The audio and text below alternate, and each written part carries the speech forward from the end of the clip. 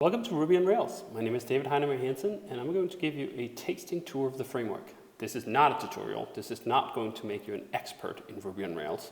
There are a bunch of much longer tutorials and guides and books to do that, but before you dive into that, it's always great to just get a general introduction and perhaps a motivation to dig deeper.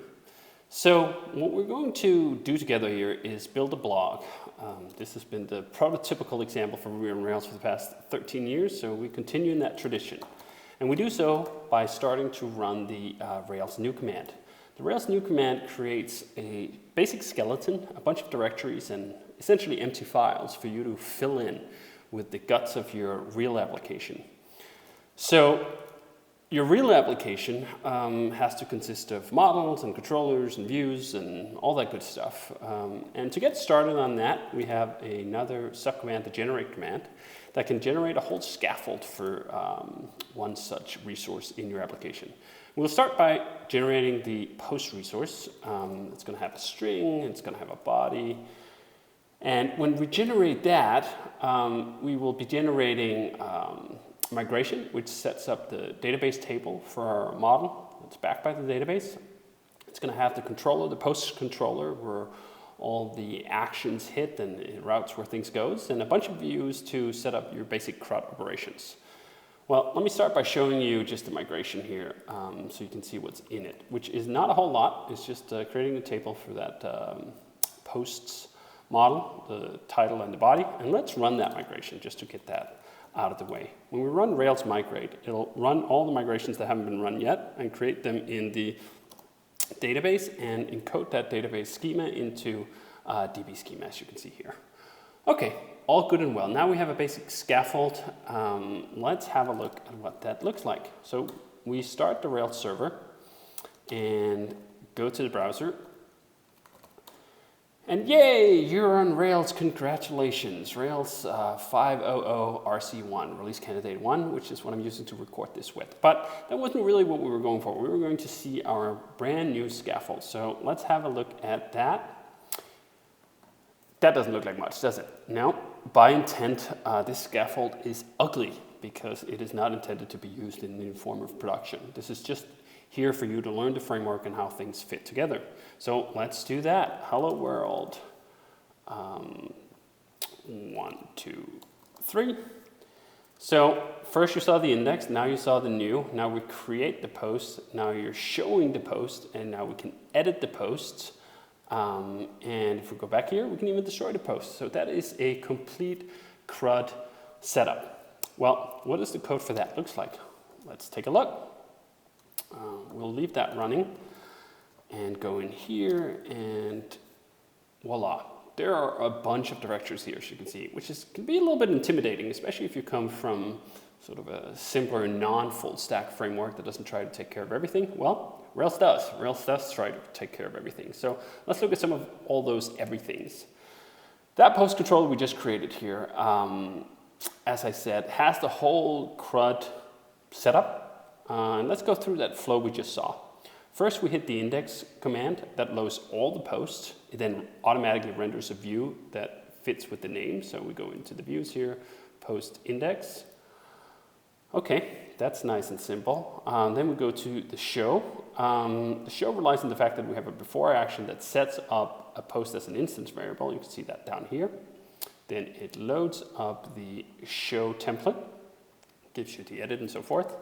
And from there, we have new, we have edit, we have all the other things, blah, blah, blah, all good and well. Well, one thing actually I just wanted to show you was we also have a different view here for the index command, for example, a JSON view.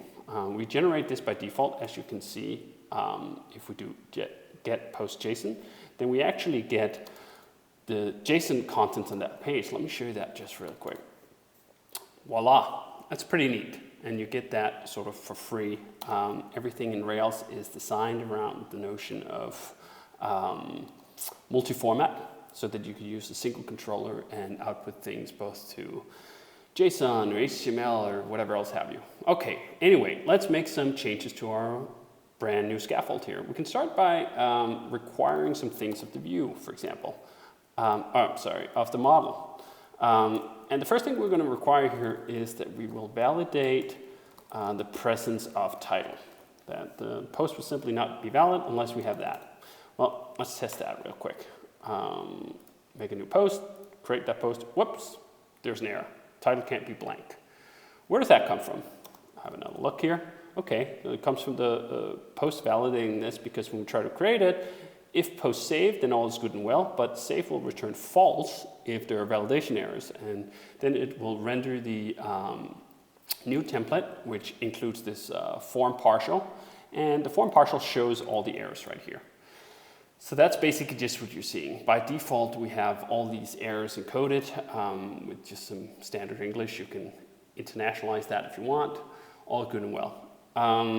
Let's try to actually break this template though. When you're typing this out, sometimes you just make mistakes, like a typo on the title. Let's see what that actually looks like if we go back here and try to edit this thing we already have. Oh, title X. Obviously, we meant something else. We actually meant title. As you can see here, it extracts the source so you can see where the error comes from. It even gives you a backtrace. And down here, there's even a console so you can inspect things, try to figure out what went wrong. Pretty neat. Another neat way of sort of having a look inside of your application and help debug things sometimes, so just set up some data if you need it, is the Rails console. So the Rails console gives you access to your entire domain model. For example, we can load that first post that we created by hand. We could also load all the posts. That will give you a whole collection of them. Right now we only have one, or you could even call a query on one of them. Let's say we only wanted the posts that were created between yesterday and tomorrow. You can see what that SQL looks like before we run the query like that, or we can just run it. We can of course also create a whole new post here. Hello from the console, and body, that's good. See, that even runs the transaction and insets the post. You can see everything that's going on as you interact with your domain model, which is pretty handy. Well, a blog is not much of a blog if all it has is posts. So let's add some comments to this structure as well.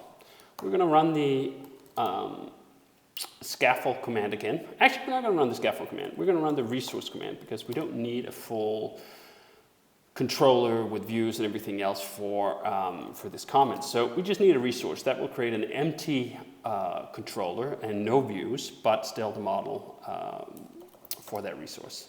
So we're going to make a new comment, and that comment is going to reference the post, and it's going to have its own body. Great. So that creates another migration, as you can see up here. Looks pretty similar. It'll make a reference foreign key to that post, and let's migrate the schema to get us there. Now the database is set up for that as well. Okay, so now there's a comments controller, but we have to sort of tie that in with the post controller somehow. And the first step for us to do that is setting up the proper routes. When you generate these things, the routes are already being made for you, but kind of in a naive form. Comments, of course, they rely on the fact that they are children of posts. So we will just nest this, which will create a bunch of routes for us. We can see all the routes by doing this. And all the routes, sort of you see we have post comments. It requires that you pass in that post that this belongs to. Okay, all good and well. Oh, one last thing. Let's look at that model we just generated for the comments. So as you see here, that's being set up as belonging to the post. That's creating that link based off the foreign key between the two. But we didn't actually change the post as well to say that that has many comments. Now there is a bi-directional link, so we can go from one to the other and back again. We could quickly just experiment with this in the console. We can say post first, that gives us the post. Does that have any comments? No, it doesn't. Let's create a comment that has a body of, say, something funny. Voila. As you can see, all the connections are being set up here. If we now load these comments again, that has a comment. That's great. But we don't really have a way of showing these things yet. So let's take a look at getting that. Let's go to the show posts, and then we're going to add a section below the post that I have pre-cooked right here. That will show the comments. As you can see, it just has a diff for where the comments are going to go. And these things, we're calling them with render and then a collection. This collection will then introspect it as this thing shows by looking up the partial that fits with that model and loading the entire collection for it. Well, let's create those partials in here. So we're going to have the comment partial. A partial is basically a piece of a sub-template. And we're also going to have the new template here. Now, I kind of pre-baked those as well, because the comments are basically super simple. They just output the body and when something was created. And then the new field is a little more interesting. We're going to have a form for a new comment that is scoped by post. That'll set up the correct route, and it'll also yield a form object that we can then interrogate here with the text area and body and submit and all that stuff. Okay, let's see if we made any errors and check if that's actually set up correctly. Let's go to just the first post here. Oh, look at that. Say something funny. It is the comment we created in the controller or in the console is already there. But if we want to add another comment, well, we have the form, we have everything set up. What we don't have set up yet is a way for the form to communicate with the controller. So let's go back and make that controller for the comments. Since we created this through the generator for a resource, it already has a stub controller, but there's nothing in it. So let me just remove that and put in my pre-bake here. We're going to create a comments controller that just has a create method on it, create action, where it looks up the post that we're trying to add comments to. It creates that, and as you can see here, it uses something called comments params. This is what we call strong parameters, where everything is whitelisted such that nothing just gets added automatically to the database. You are in control of what gets added. So you also have to remember, obviously, to change this if you add any additional resources. And then after that, it just redirects back to post. By redirecting back to post, we do the same lookup as we did with the render, where it looks up that the route for the post matches the model name and so on and so forth. This is this whole convention over configuration theme we have going in all of Ruby on Rails, where we can assume a lot of things by following a set of basic conventions. Okay, let's see if that actually worked. Hello from the form. Voila, excellent. So that can now add comments. So now we have basically sort of a basic outline for a blog, a very primitive blog, but a blog nonetheless. Now let's use a few of the other elements that Rails gives us. For example, mailers.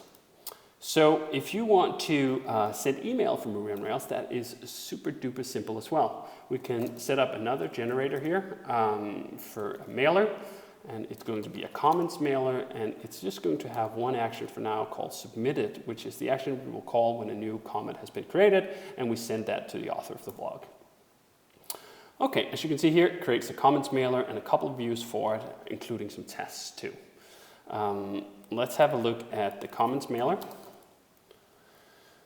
As you see, comment mail is already set up for internationalization as well. I won't cover that in this quick run through of Ruby on Rails, but you can dig into that later. Well, we're going to extend this a little bit such that it can take a comment, and we assign that to an instance variable, which means that that instance variable will automatically be available to the view. We're going to send this mail to the blog owner. It's going to have the subject of new comment, hooray! And that'll basically render now the templates we have set up for this comments mailer and send it to this blog owner. So let's have a look at the mailer templates. There are two versions of this. There's an HTML version and there is a text version. If we start by the HTML version first, let's remove this and I will add a pre-bake in here. you got a new comment. And we can actually render the very same templates as we were using for the controller in here in the HTML version of the mailer. But in the text version, we're going to want to have something a little simpler that doesn't render anything with text in there and HTML in there. Okay, so now we have a mailer set up, and what we can actually do here is we can see what that looks like. We have this neat feature called mail previews that will allow us to, at a URL in development mode, look at what these emails look like. So let's do that real quick. You got a new comment on hello world, say something funny.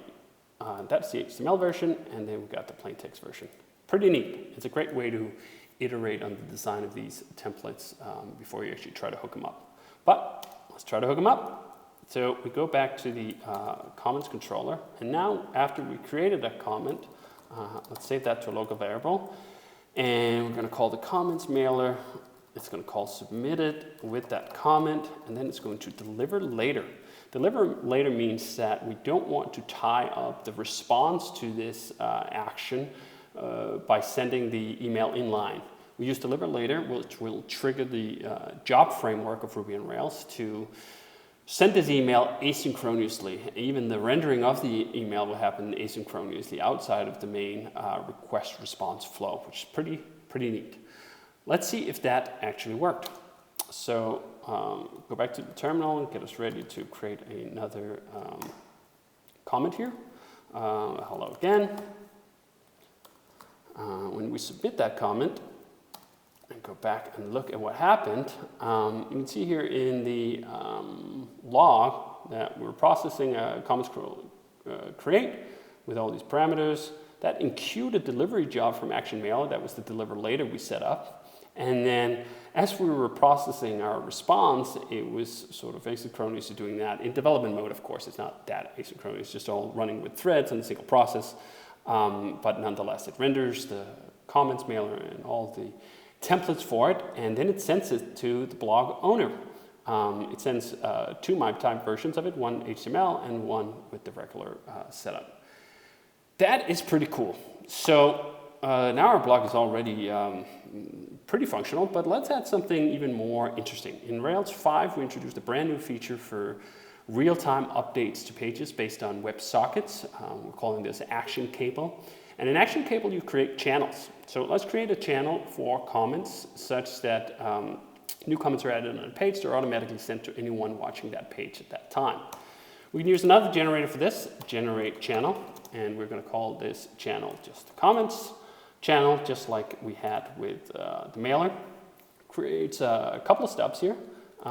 Let's have a look at the first one.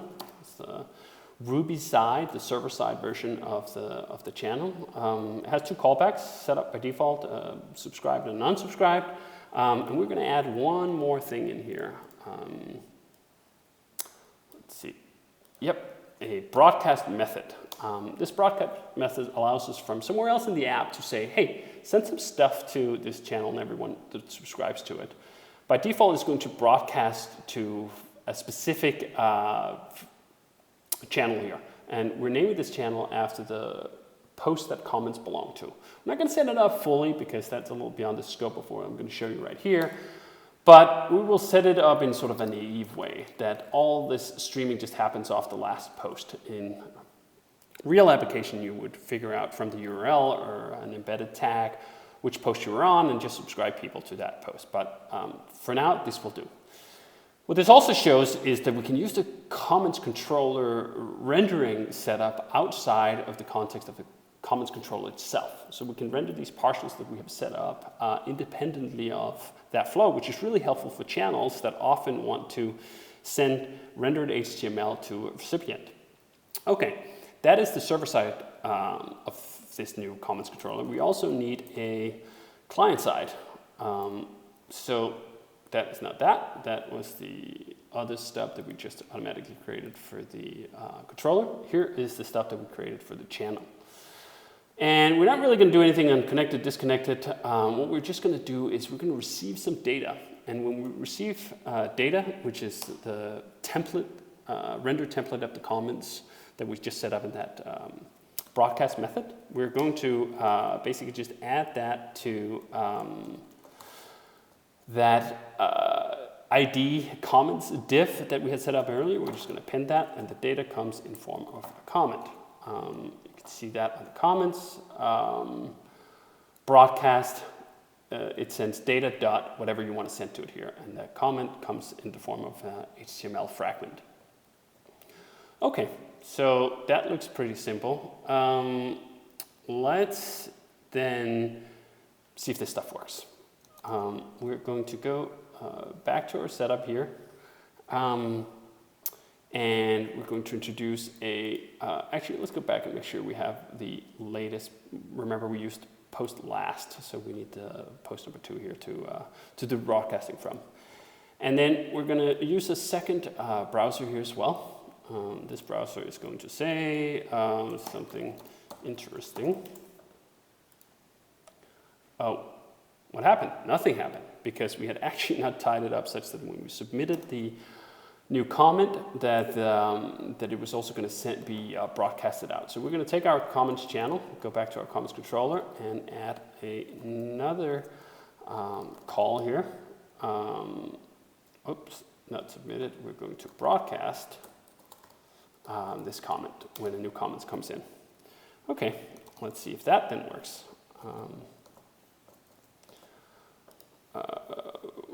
Reload, make sure we're on the connection with both of these. Is this thing on? Great. Whoa, yes, it was on. Wonderful. So now we've been broadcasting to both channels as one. This is, of course, a pretty naive setup, but nonetheless shows you the strength and the ease of being able to use an integrated framework where you can reuse all the templates and reuse all the models. Whether you're talking over WebSockets, or you're sending emails, or you're doing responses in line. And of course, as with all of this, we also have tests lined up. So if you want to run Rails test, you can run tests on something specific, like just on the controller. Let's run on the post controller. Or you can run it on the model, or you can run all your tests together. Of course, in this case, we still had that error we had embedded in the form, so we kind of have to go back and fix that. Let's fix that. Let's see, where do we have the form? Here it was. Fix it. Go back. Let's rerun our test. Voila. There you have it. That is Ruby on Rails version 5 with a bunch of the goodies. I hope you enjoyed the show.